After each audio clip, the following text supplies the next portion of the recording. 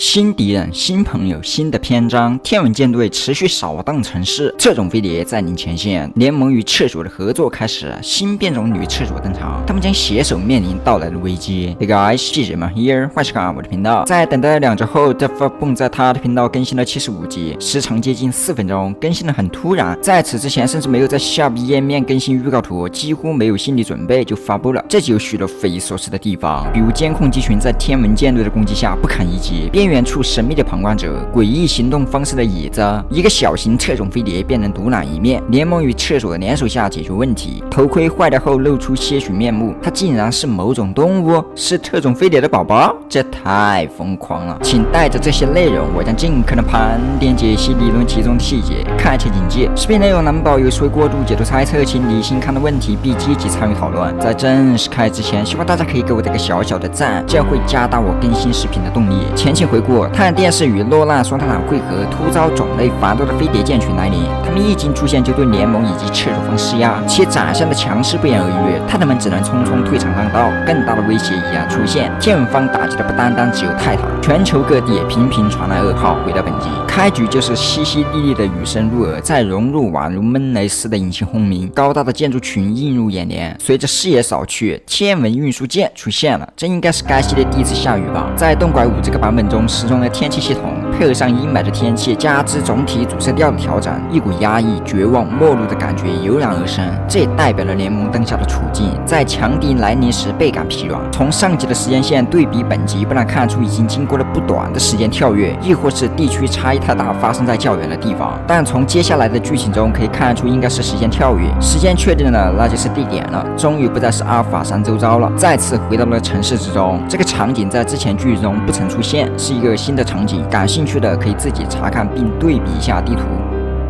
天文运输舰就像上集平板中的画面一样，使用了下方激光大管子无差别轰炸着。伴随着轰炸，监控飞机群相继出现，佩戴炮管的监控作战飞机阻止着天文运输舰，而其他飞机没有佩戴炮管，应该与之前一样，这是运输机，里面可能搭载了一些单位撤离。在监控作战飞机的轰炸下，天文运输舰开启了能量护盾，与72集曾出现的特种飞碟盾牌特效一致。此刻也同时回收了此前龇牙咧嘴的预告图。在规避了监控作战飞机的攻击后，天文运输舰上方飞起4架天文拦截机，他们所过之处，监控飞机片刻间纷纷坠机。在这种速度下，联盟方的螺旋机机动性已经远远跟不上拦截机的涡轮喷气机的速度，完全就是在吊打。拍者以及在座的诸位监控人甚至不愿再继续看下去，一股沮丧的氛围传染开来。回收预告图，外面的敌人是他们无能为力的存在。注意看，在左上方似乎缺失了一些什么。片头开始时可以明确看到有个人处于楼上，而下一幕也就是此刻再度看到时已经消失不见了。按照之前的规律参照，极大可能是神秘人，因为他在以前的剧中总是短暂出现后消失，但也不排除是72集山上的这个人。处于太远且尤为模糊，只能看到轮廓，所以具体是谁这很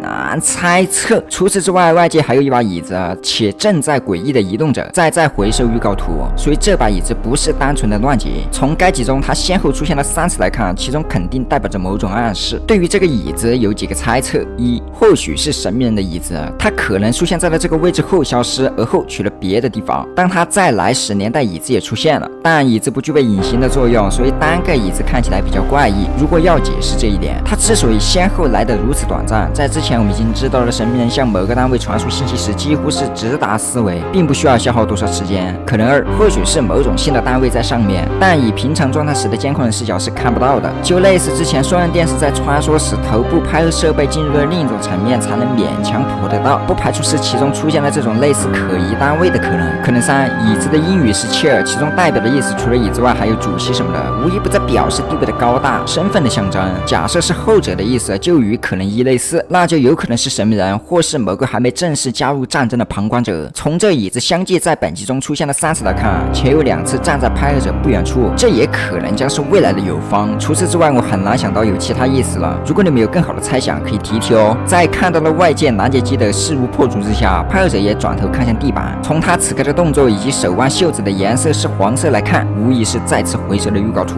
是他无疑了。想必很多人猜中了他确实是本集的拍摄者，他的独特情节便是提供动本机的画面。没等他沮丧多久，左侧有爆炸声传来，一堆的龙套出现，拦截机也解决完空中逃离的监控飞机飞了回来。两个飞行员对视一眼后，立马大笑的同时戴上了一块半边眼镜，可能是充当瞄准用的吧。随着他们的短暂蓄能，子弹从左右两面袭来。从之前运输舰飞出的视角到这里以及射来的子弹轨迹来看，这个位置可能是另外2架拦截机的位置。在清除了地面上的厕所后，也从这个位置一飞而过。这些产生的烈火雨水都无法浇熄，十分的惨烈。但远不止如此，前方还有一声爆炸传来，一位逃离的飞机厕所被来者一刀带走。随后他机灵地望向了派尔者，仿佛发现了猎物似的靠了过来。派尔者见状，赶忙起身后退，扬起震弹炮开始预热蓄能，时刻高度警惕即将到来的危险。其他小队成员也是如此，紧紧盯着卷帘门。但当一般所有人盯着一处时，闯入者会从其他地方出现，这里也是如此。很快，左侧一声爆炸传来，他来了，他来了！一位监控人直接被拍飞。只见来者长得与之前期设计的特种飞碟如出一辙，但他除了2只机械臂外，还拥有2根炮管以及手臂爪刀。他的手指比较尖锐，看起来十分的锋利。从他的体型来看，应该是个小型飞碟，且头部头盔没有杠，龙套无疑了，很快理盒饭的那种。不过就这么个飞碟，却差点端掉这里的所有人。他拍飞监控人后攻击派尔者，一个后撤步躲开，其他监控人也同时开启射击。随后这位龙套飞碟开启了能量盾，由此可以得知这个盾牌的普及性很高，并不是特定或单一单位拥有。他持盾后向着3个监控顶盾冲锋，身形骤然间化为一道光束飞驰而去，顿时数排集装箱被这强烈的撞击下化为了2半。他宛如狼进入了羊群似的肆意的狩猎，仅仅一个来回片刻间，便大部分解决了派尔者周遭的其他 man。注意看，在飞碟解决完大摄影人之前，双眼是没有问题的。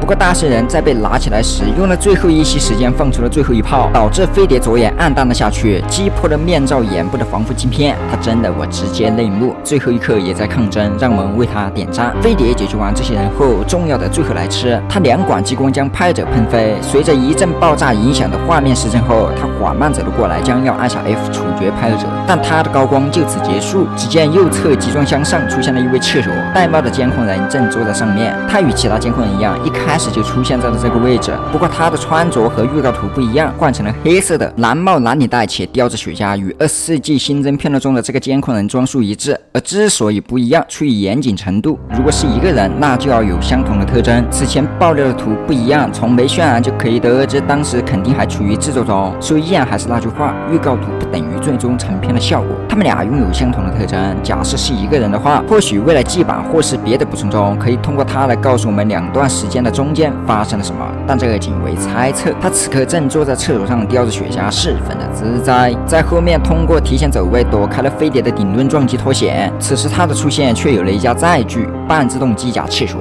除了蜘蛛厕所该有的武器外，他的身上还武装了2挺类似以前机甲博士的这个武器。上方还有着座位，帽子哥正坐落上方，监控厕所一体机无疑了。他一出现，帽子哥就用震荡炮激光攻击飞碟，产生了爆炸，导致飞碟的激光打歪了。他刚要转头对抗一体机时，左侧又来了一束激光，左右夹击下，飞碟选择攻击左侧的炮管厕所。随后从集装箱后面出现了个悍匪厕所，接连自爆腐蚀液体飞溅，导致飞碟的炮管落了一个。集合刷怪了，飞碟转向攻击一体机，趁机拍着投掷了一枚撤制手雷，再次带到了另一根炮管。在这一系列操作下，飞碟燃起来了，各种电流特效外泄。他一巴掌扇飞了拍尔者，打算再次按下 F， 可这时从空中跳下了一位变种厕所，这位厕所就像刺客一样，再次打断了他的施法，同时为其针灸按摩，并左手炮持续输出，不过很快就被扒了下去。同时拍尔者配合变种厕所的激光，再掏出背后的枪射出麻痹射线试图控制，以及一体机攀其后来槽持续输出激光，同时电锯。3连操作之下，飞碟不堪重负，耗尽气力扒下一体机，但一体机似乎在扒下之前还留下了一枚某种延时炸弹。一声爆炸后，露出了面具后的狗头，从这耳朵来看，可能是狗耳朵。之前还看到了一条类似尾巴的东西，那么就有可能其本体是一条狗。可以用游戏中的模型对比一下，这简直一模一样，包括狗子的毛发颜色也是如此。但它此刻只有1只耳朵，不排除刚刚的操作中掉了1只的可能。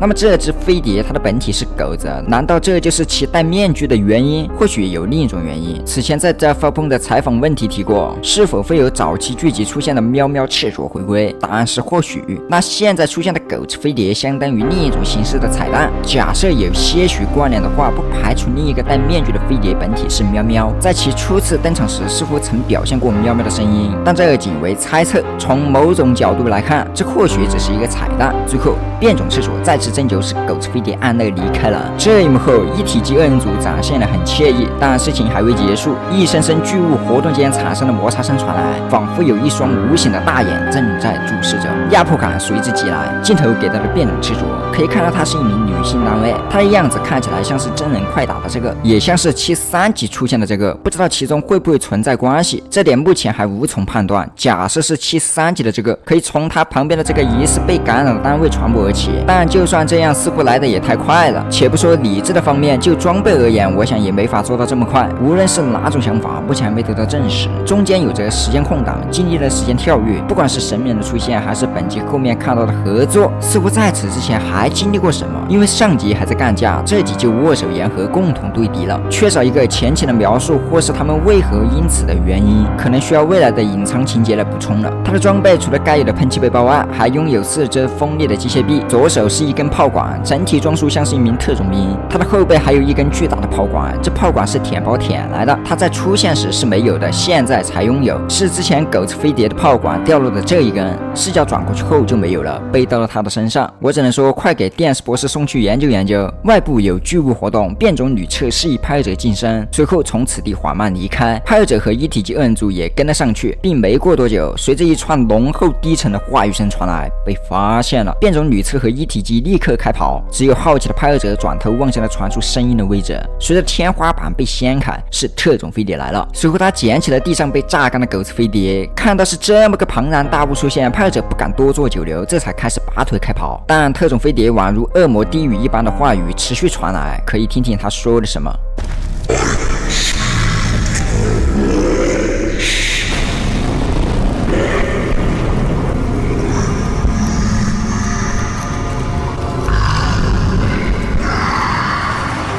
它可以通过墙壁看到内部，说明无需通过双眼去捕获信息。先前的小飞碟其本体是狗子，或许天文方有着改装动物来充当军力的嫌疑，不排除有相同特征的特种飞碟也是某种动物。假设是我先前提出的喵喵的话，那么就有可能是通过其他部位敏锐感官来得知的可能，但这个仅为猜测。特种飞碟称狗子飞碟为 baby， 相较特种飞碟目前对比来讲，这狗子飞碟的实力亦或是体型确实是个 baby， 但这狗子飞碟目前被组合拳拿下，特种飞碟显然是要发怒的，所以他扬言要付出代价。拍摄者出了洞口后，变种女厕拖拽集装箱封住口子，不过感觉这举动的必要性不大，特种飞碟哪是这个能拦得住的？随后一把薅起拍摄者飞走了。在离开前能看到这椅子也在这里，在飞行的过程中能听到某种武器发射的声音，在这声之后可以看到旁边的环境骤然混乱，飞沙走石，树木横飞，效果可谓十分的大。相信经常跟特种飞碟打架的人都知道，这动静肯定是他整出来的。他发射的飞弹虽然慢吞吞的，但其产生的效果足以掀飞一位泰坦，更别提一个小小的单位。那么此时拍摄者无疑是被产生的余波以及横飞的各种石头树木波及了，才导致被埋在下面。不过他的3个伙伴并没有放弃他，将拍摄者救了起来。特种飞碟此时并未追来，或许以他的目光来看，这几个小单位不足为虑，亦或是要救他的小 baby 无暇顾及，